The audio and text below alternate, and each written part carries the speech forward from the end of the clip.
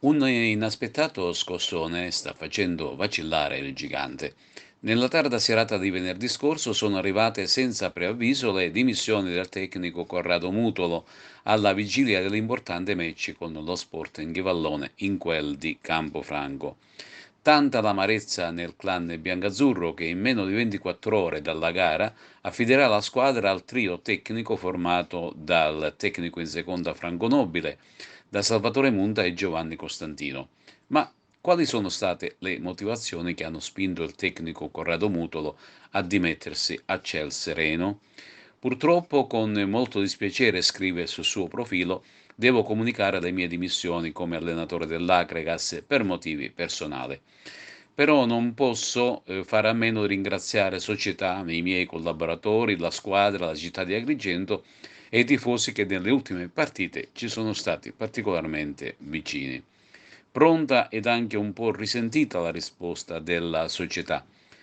La società dell'Acragas, si legge nel comunicato, con in testa il suo presidente avvocato Giovanni Castronovo, riunitosi in data odierna, quindi venerdì, preso atto dell'affrettata ed inopportuna comunicazione di dimissione pubblicizzata attraverso il social network Facebook del mister Corrado Mutolo, poiché esternata alla vigilia di una delicata e difficile gara di campionato con lo Sporting Vallone, dopo aver tentato di far recedere lo stesso dalla sua decisione, preso atto dell'oggettiva impossibilità di proseguire il rapporto di lavoro con lo stesso e rilevato che non sussistono più le condizioni per continuare in quel progetto tecnico avviato ad inizio stagione, accoglie le dimissioni del tecnico che sono state già comunicate all'organo federale di competenza.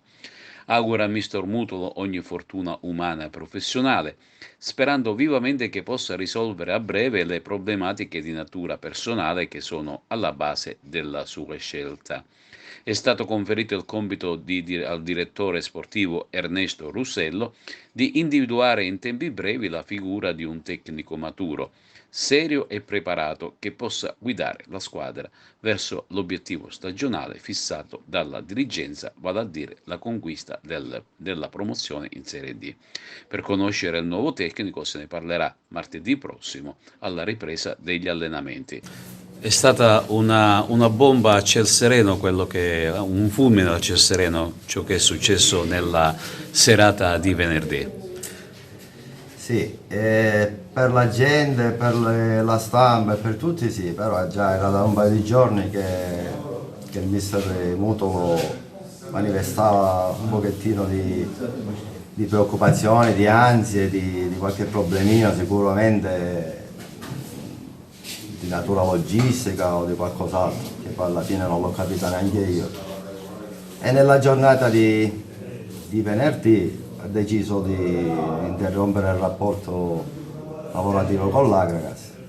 La società ha preso atto della situazione, abbiamo cercato nella giornata di giovedì di convincerlo a pensarci tutta la sera, tutta la notte, però poi dopodiché bisogna continuare con il nostro lavoro, con il nostro progetto e si va avanti. Non è stata solo delle dimissioni normali di un allenatore che non si sentiva più lucido magari e sereno per i fatti suoi personali.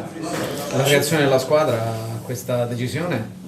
Vabbè, la squadra è la reazione, la squadra deve continuare uscendo fuori a allenarsi con chi dirige l'allenamento, quindi la squadra, certo, magari qualcuno se l'aspettava, qualcuno un po' meno, perché ripeto, è da un paio di giorni già che il mister manifestava queste Malumore. perplessità e malumori. E stiamo valutando insieme alla società diversi profili, diverse figure, e da premettere pure, che lo dico qua, che noi, cioè il mister si è dimesso, ma noi abbiamo uno staff composto da Salvo Munta, preparatore atletico, e Giovanni Costantino, preparatore dei portieri, e Ciccio Nobile che ha fatto sempre il secondo, che da qua da Agrigento non si muovono, quindi la figura che verrà, il nostro staff ce lo teniamo, quindi bisogna valutare pure questo, perché io 3-4 elementi non li posso prendere perché ce li ho già.